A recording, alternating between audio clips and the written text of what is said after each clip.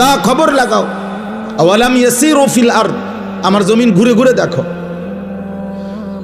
এই পৃথিবীর ক্ষমতাধররা কোথায়, এই পৃথিবীর জালেমরা কোথায়, এই পৃথিবীর অহংকারীরা কোথায়, এই পৃথিবীর নষ্ট নারীরা কোথায়, এই পৃথিবীর রূপ যৌবন সৌন্দর্য বিক্রি করত ওই অসভ্য চরিত্রহীন রমণীরা কোথায়, এই পৃথিবী জুলুম করত, অন্যায় করত, খুন করত, সন্ত্রাসী করত ওই নিকৃষ্ট ডাকাতরা কোথায়, খবর নাই।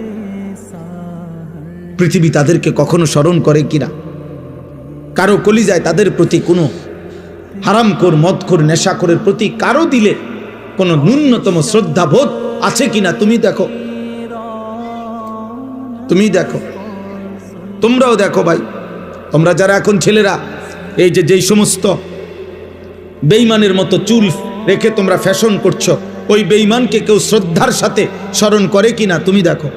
আমি যার মতো রাখছি সেই সাহাবায়ে কেরামকে তো মানুষ শ্রদ্ধার সাথে স্মরণ করে। তোমরা যারা দাড়িবিহীন, তো দাড়িবিহীন কোনো মানুষকে পৃথিবীতে কেউ শ্রদ্ধার সাথে স্মরণ করে এমন কোনো ফাসেক তার নাম বলো? দাড়িওয়ালা নবী সাল্লাল্লাহু আলাইহি সাল্লামকে তো মানুষ কলিজা দিয়া ভালোবাসে। দাড়িওয়ালা আবু বকর, ওমর, ওসমান, আলীকে তো মানুষ কলিজা দিয়া ভালোবাসে।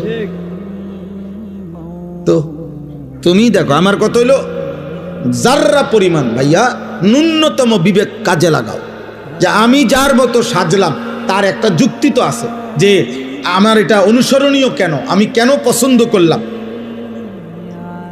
আমি এই চুল পছন্দ করলাম কেন, এই চেহারা পছন্দ করলাম কেন, আমি এই পোশাক কেন পছন্দ করলাম, আমার চয়েস হইল কেন, এর পিছনে ন্যূনতম একটা যুক্তি থাকতে হবে, একটা ব্যাখ্যা তো থাকতে হবে।